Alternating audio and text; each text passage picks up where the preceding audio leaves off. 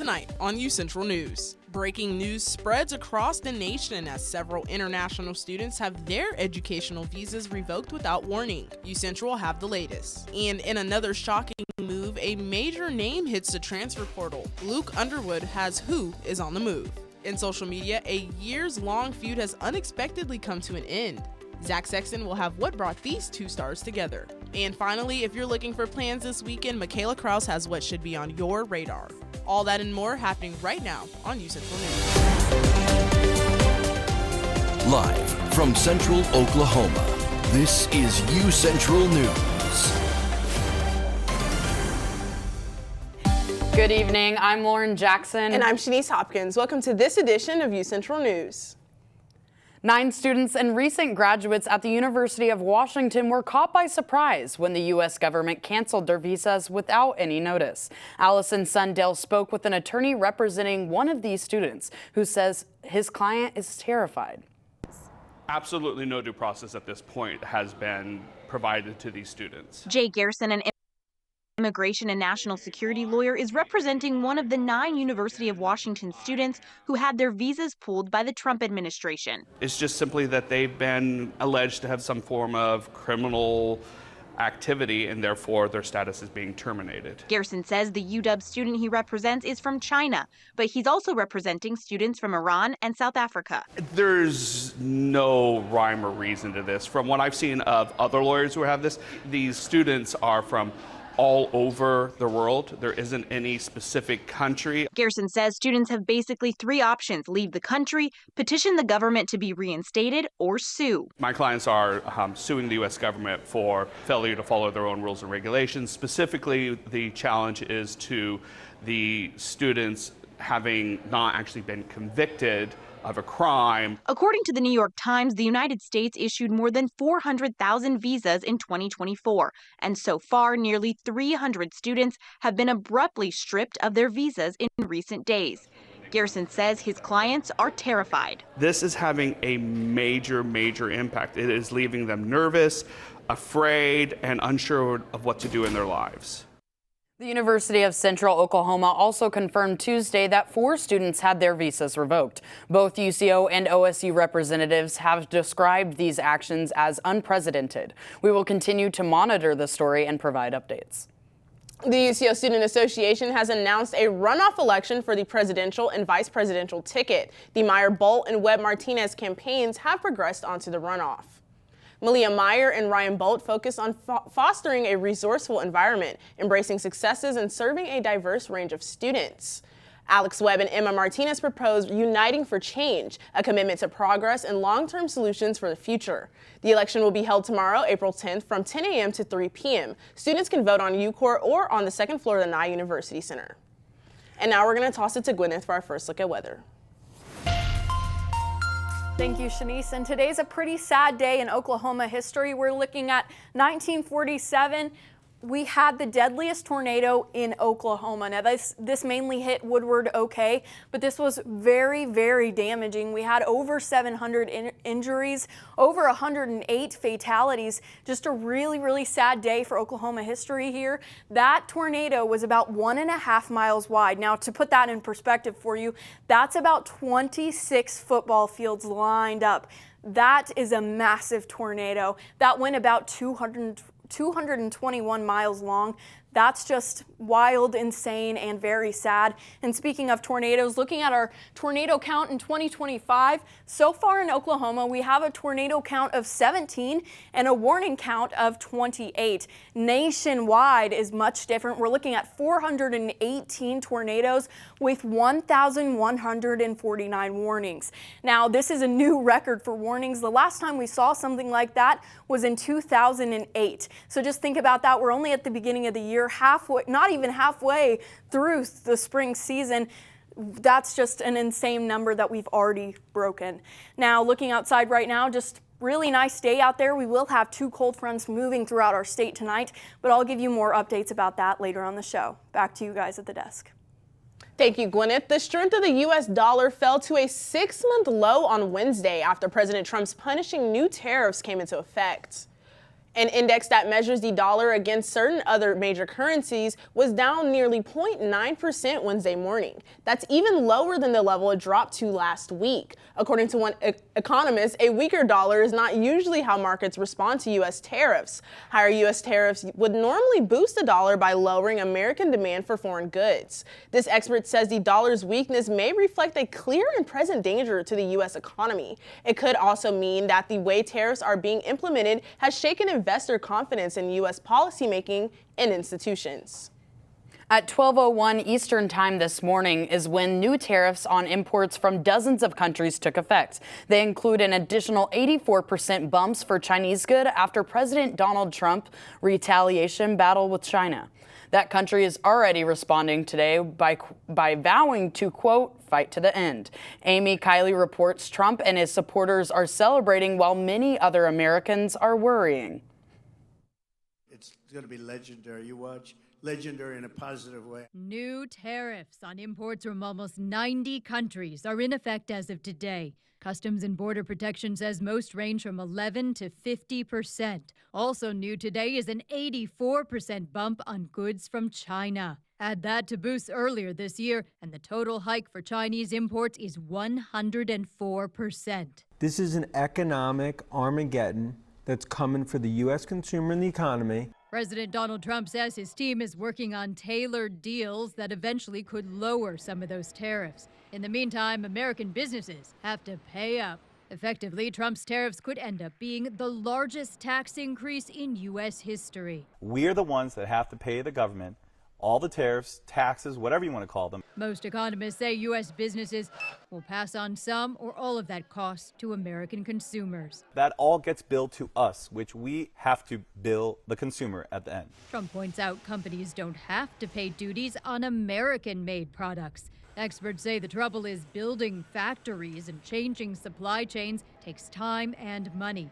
And in the end, domestic goods might cost more than imported ones used to. American families will pay more for food and for pharmaceuticals. They'll pay more for cars and gasoline and clothing, everything. I'm Amy Kiley reporting. Officials say Chinese imports worth $800 or less get a pass until May 2nd. The Peterson Institute for International Economics say duties on Chinese goods before a 104% boost average roughly 21%. That means now the total average tariff on Chinese import effectively is about 125%. The Trump administration could get more leeway to dismantle the Consumer Financial Protection Bureau. Wednesday, a federal appeals court scrutinized a district judge's temporary order blocking the administration from taking certain actions at the agency, like mass layoffs and terminating contracts. The panel is weighing whether it will narrow that preliminary injunction and by how much.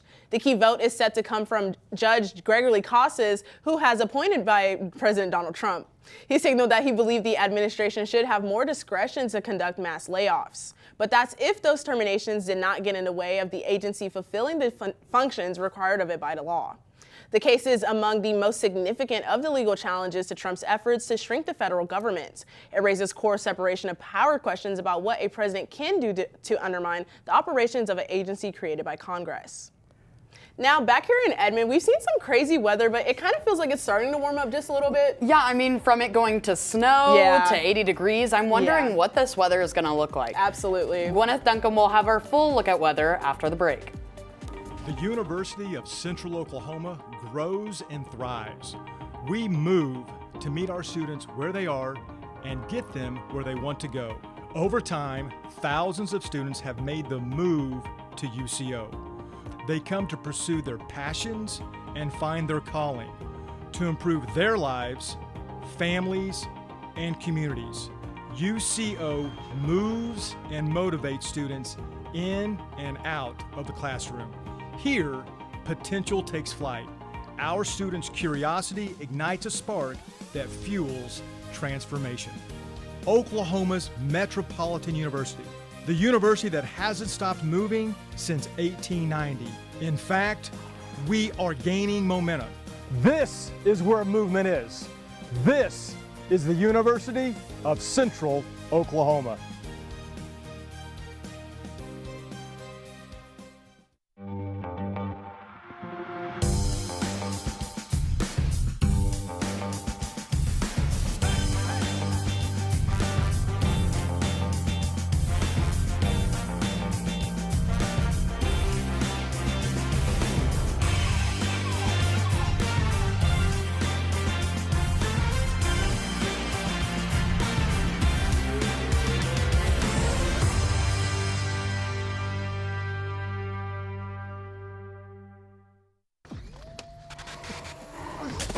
Multiple studies have shown that marijuana can slow both driver reaction and response time, which can be really dangerous.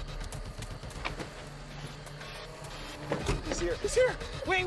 What? I can't drive. Why? My. Oh.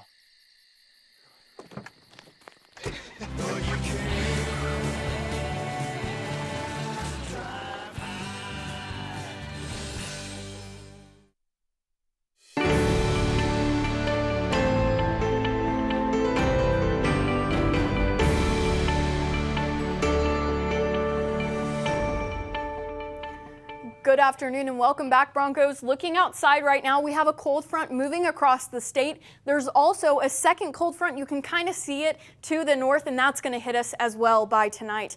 As we look outside right now, it's feeling really nice out there, 79 degrees. It's fair. It's a little bit windy out there with those winds coming from the north at 9 miles per hour. We have humidity pretty low because of those north winds, and then that UV index is pretty nice. It's at 7. As we go into today, this is what we're looking at right now. This cold front right here is going to move this way, and then we have a dry line that's also moving with that. So that's why our humidity is so low. We're looking at 79 degrees in OKC, 82 degrees in Woodward, 79 in Tulsa. Overall, a really nice day, way better than the snow that we got just a week ago. As we look outside tonight as well is going to be very nice. We're looking at 53 degrees. Now, the wind tonight is going to be a little weird. I'm not going to lie to you. It's going to be switching a lot. We're going to see north wind like we have now. Then it's going to switch to south, and then that second cold front moves through. Then we're going to get some more north wind, and that's going to stick with us for a little while. That won't really drop the temperatures down, but it will make it feel a little bit cooler out there wind-wise. Our humidity is going to get pretty high tonight as that second cold front moves down.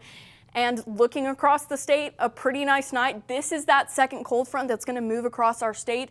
52 in OKC, 48 in Woodward, 53 in Tulsa. A really nice night, way better than snow. As we look at tomorrow, starting off the day, it's going to be a pretty nice day. 53 degrees, a light north wind all day. We won't have to worry about those really harsh winds that we're so used to here in Oklahoma. It's going to be a great day. Those clouds are going to start off pretty light, but then they're going to gradually increase by 12 p.m. and then they're going to move away. That UV tomorrow is going to be at 8, so it will feel a little bit hotter out there than it'll actually be at 72 degrees. As we look at tomorrow, we have some fire risks in the northeastern part of our state, my bad. In Woodward, we're looking at 77, 78 degrees in OKC, and 77 in Tulsa. A little bit cooler because of that cold front, but it'll still feel pretty nice. And then as we look at Sunday morning through Wednesday evening, this is our capacity for storm energy. That's something to keep an eye on because we do have chances of rain Monday night through Tuesday night. That's also, like I said, something to keep an eye on because the higher capacity for energy we have right there, that's the higher chance for tornadoes, hail, wind, anything severe that we're used to. As we look at our 7-day though, it's looking pretty sunny, and then this is where those storm chances come in Monday night, Tuesday night. It's a little bit far away to tell right now those exact chances, but that's something to keep an eye on. Now, Shanice, Lauren, we're supposed to get a pretty hot weekend coming up. Do you have any like plans, fun outside plans at all? I'm super excited for this hot weather. I love running outside when it's hot. I just feel like I get outside, get that vitamin D. How about you?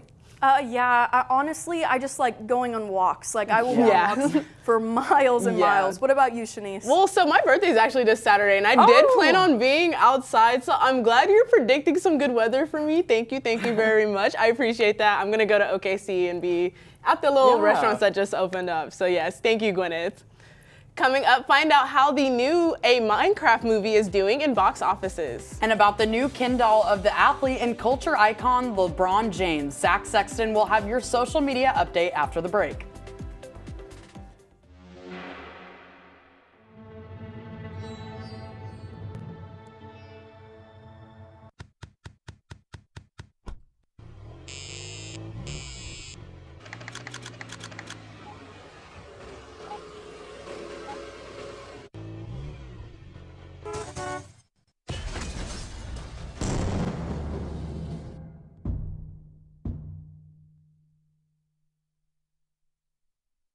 It's time to explore, to come out and play.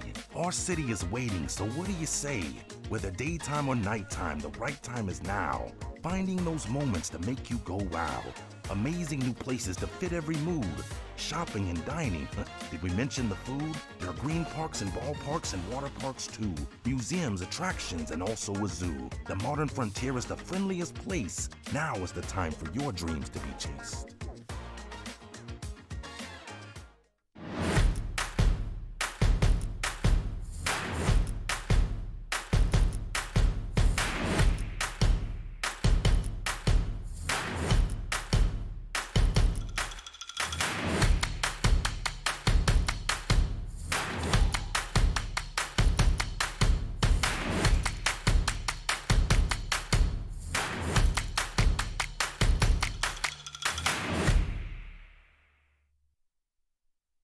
It's the Roadway Replay. Time for the lightning round, Brian. Let's rewind your drive to work. How far did your car travel while you checked your phone? 20 feet, 100 feet, the length of a football field? 100 feet. Oh, sorry, Brian. In just 3 seconds on the highway, your car traveled the length of a football field. Distracted driving? It's no game.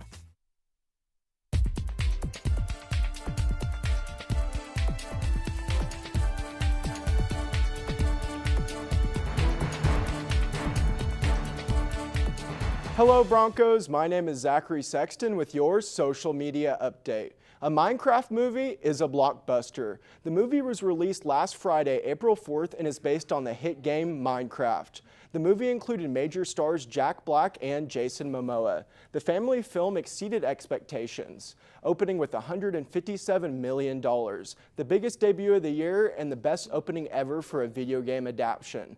Audiences love the movie, but the critics seem to hate it. On Rotten Tomatoes, critics have it rated at 48%, but the audience is speaking out with an outstanding 88%. Madonna and Elton John have made amends after a notorious years-long feud. The Vogue singer posted to Instagram on Monday, sharing that she went to watch John perform on Saturday Night Live over the weekend. She later shared a photo posing with him as proof that the pair are now friends, saying they've buried the hatchet. The two have had a public feud since 2004. It stemmed from a comment John made where he accused Madonna of lip syncing. Madonna now says that the feud hurt knowing that someone she admired disliked her as an artist. But she says once they met backstage, he asked for forgiveness. Madonna says she and John are now collaborating on a song. Legendary late-night talk show host Jay Leno visited Sacramento, California's state capitol on Tuesday to push for a bill that would exempt classic cars from the state's smog check program. The bill is known as Leno's Law. It would exempt collector vehicles 35 years and older from getting smog checks. It seems sad if you come here, you have an old car, you have to sell it out of state. It just, I don't know, it's nice to try and keep the auto enthusiast market in California. Leno is known for his collection of classic cars. He drove a classic Pontiac Firebird around the Capitol with the lawmakers' sponsor of the measure. Supporters of the legislation say these older classic vehicles make up only about 1% of vehicles that travel on California's roads. The bill has passed through one state committee with another to come. There's a new Ken doll out there, and some may say it's the most athletic Ken yet. The new Ken is a 4-time NBA champion, 4-time Finals MVP, and 20-time NBA All-Star LeBron James. LeBron is a Barbie brand's first ever pro athlete Ken. Barbie and NBA fans can look forward to the doll on the Mattel website and major retailers near you. The pro athlete Ken is set to be available for purchase starting on April 14th. Shanice, LeBron James isn't just an athlete, he's a cultural icon. What's your favorite thing of LeBron you've seen on social media recently? I have to say, I think LeBron James is a hilarious basketball player. I think my favorite LeBron James moment has to be the Christmas time Want a Sprite Cranberry commercials. Yeah. I don't know why, but they just kill me. What about you? I'm going to have to go with all of his parody songs that have been out recently. There's just so many and they're too good. What about you, Lauren? Yeah, he's a really funny guy. I would have to say the iconic LeBron James behind me. Yes. LeBron James. It would definitely tops everything. Thank you, Zach.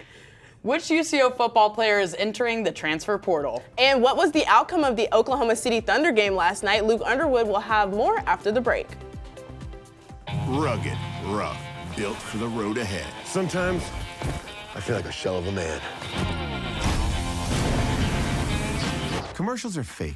What you're feeling isn't. Call or text 988, Oklahoma's mental health lifeline.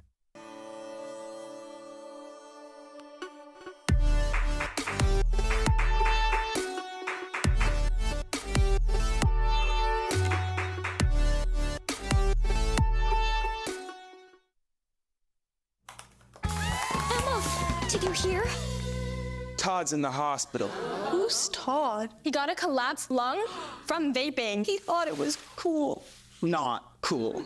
Promise you won't vape, Emma. It can lead to a lifelong addiction, and we can't be friends if your lungs collapse. Bogus. Wacky sitcom teens aren't the best people to talk to your kid about vaping. Hey, you got a minute? You are. Start the conversation with your child about vaping today.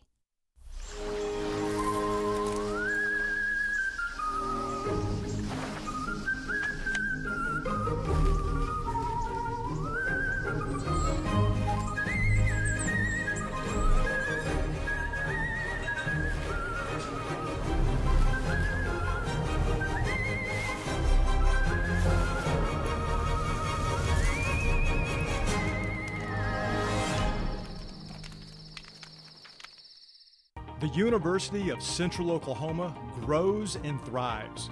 We move forward, daily living the Bronco way, being reflective of our neighborhood, community, history, and Oklahoma.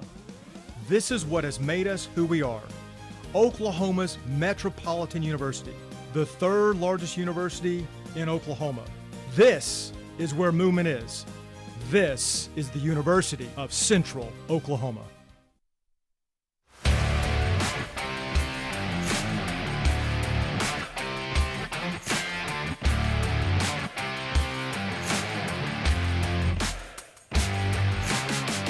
Hello, hello, Bronco Nation. I am Luke Underwood, and let's get straight into your Wednesday sports stories. Breaking news out of the Bronco football team, star wide receiver Terrell Davis has entered the transfer portal. Davis, who wore number 8 for the Broncos, was an all-MIAA wide receiver. He led the UCO Broncos in receiving yards with 1,609, receptions with 109, and touchdowns with 15. Terrell took to X and Instagram to announce his decision. Davis thanked the entire UCO staff, and particularly Coach Curley and Coach Dorrell. He stated that being at UCO taught him a lot about being a man. Davis will be entering the transfer portal with 1 year left of eligibility. The UCO baseball team is in action today. The Broncos will look to stomp out the Northeastern State Riverhawks. The Chos are still on a 12-game winning streak with a record of 28-8 and a conference record of 18-6. The Riverhawks, however, are coming off a loss from Northwest Missouri. The Hawks boast a record of 11-24 on the season with a conference record of 8-13. The Broncos versus the Riverhawks is currently going on. We will have an outcome of that game later on in the week. The UCO men's golf team battled at the Firekeeper Open Monday and Tuesday with the Broncos winning runner-up overall. The Broncos had some impressive standouts at the tourney, with Nicholas Canales tying for 3rd in points at the tournament, as well as Bennett Baldwin tying for 7th in points. The Broncos will be in action next at the MIAA Championships April 21st and 22nd at the Jefferson City Country Club. The Oklahoma City Thunder were in action last night in Loud City. The Thunder battled the Los Angeles Lakers, led by LeBron James and Luka Doncic. The game was back and forth until the fourth quarter, when the Thunder's leading man, Shai Gilgeous-Alexander, pulled away and brought the Thunder the victory. Shai scored 42 on the night, with Luka Doncic being ejected in the fourth quarter. With this win, the Thunder are now 65-14 on the season. OKC has 3 more games left with the season, with one of those games being tonight. The Oklahoma City Thunder will be taking on the Phoenix Suns and Kevin Durant. The Suns are currently 11th in the Western Conference with a record of 35-44. The Thunder versus Suns will tip off at 9 p.m. live from Phoenix. With the NBA regular season about to end, the NBA playoffs are right around the corner. Several teams have been able to clinch playoff spots, with the Oklahoma City Thunder clinching the #1 seed in the Western Conference and the Cleveland Cavaliers clinching the #1 spot in the Eastern Conference. Speaking of the East, the Boston Celtics, New York Knicks, Indiana Pacers, Milwaukee Bucks, and Detroit Pistons have all clinched playoff berths, with the Chicago Bulls and Miami Heat clinching play-in berths. The West is extremely close, with the only teams clinching playoff berths being the OKC Thunder and the Houston Rockets. Teams such as the Lakers, Clippers, and Nuggets are expected to clinch playoff berths, but it's going to be a battle to the end for the Western Conference. The play-in tournament will take place on April 15th through April 18th, and the NBA playoffs will kick off April 19th. Going back to Terrell Davis's announcement, Shanice, Lauren, what was your reaction to hearing the news earlier today? I mean, honestly, I was quite surprised seeing as he only has really 1 year left of academic, and he was great for UCO, so I'm sad to see him leave. Well, how are you feeling about it? At first, I literally said no, like I was so distraught, but I genuinely think he will be good wherever he goes. I just hope that he gets used the way he should be. Yeah, I have to agree with both of you guys. The Broncos had a really good past football season, so I hope wherever he goes, it's great for him. Thank you. Coming up, what musical is premiering tomorrow night at Mitchell Hall? And Gwyneth Duncan will have our last look at weather after the break. I'm an ex-drug dealer, and I'll be your sub today.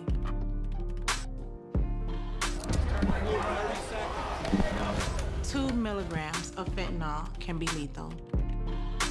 A lethal dose is in here. Who gets it, I won't know. It's cheap, it's potent, and it's profitable. The sad reality is, fentanyl is being mixed into everything now. More kids should know. Expanding horizons, making room for the new. The modern frontier is ready for you. There's more to discover, more fun to be found. Our city is rising, just look around. Attractions, adventures, excitement and thrills, rooms of beauty and history where knowledge is filled. A convergence of cultures in spectacular places, open skies, open minds, and wide open spaces. The modern frontier awaits you to embrace it.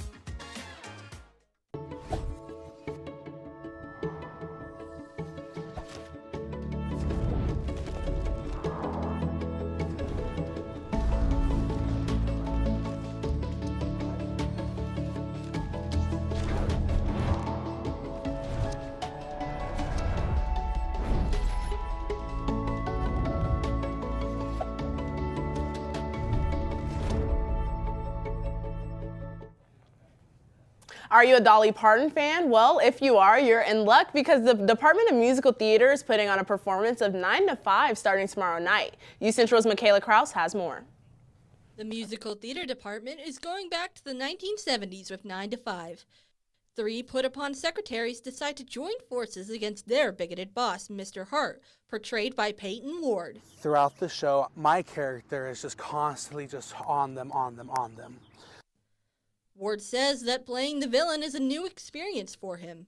I've typically only really played the funny side characters in the show. So this has really been a challenge to where I can grow more as an actor, and it's kind of fun being evil. Like I'm a pretty stand-up guy, like I would say, through like in my everyday life, and I'm pretty sweet.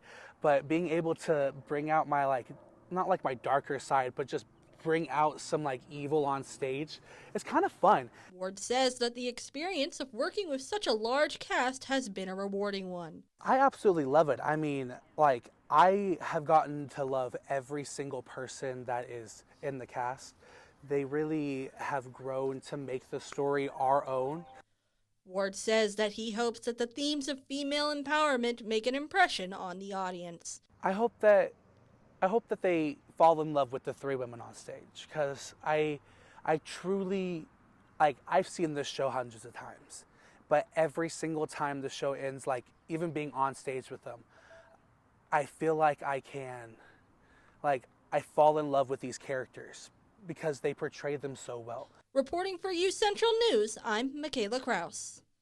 9 to 5 will begin its run tomorrow night at 7:30 p.m. on the main stage of Mitchell Hall Theater. The show will run at the same time, the 11th and 12th, and conclude with a manatee show on the 13th. 9 to 5 is also double cast with the 3 main leads alternating during the show's 4-day run. And now we're going to toss it to Gwyneth for our last look at weather. Thank you. And looking at our chances for tomorrow, we're looking at a pretty nice day overall. Just sunny. We're going to start out cloudy, and it's going to significantly increase by 12, but then those clouds will go away. So, guys, it's going to be a pretty nice day tomorrow, luckily, absolutely. since we're going to be on campus. Yes, absolutely. Unfortunately, that is all the time we have for today. So I'm Shanice. My name is Lauren Jackson. And I'm Gwyneth Duncan. You guys have a great rest of your night.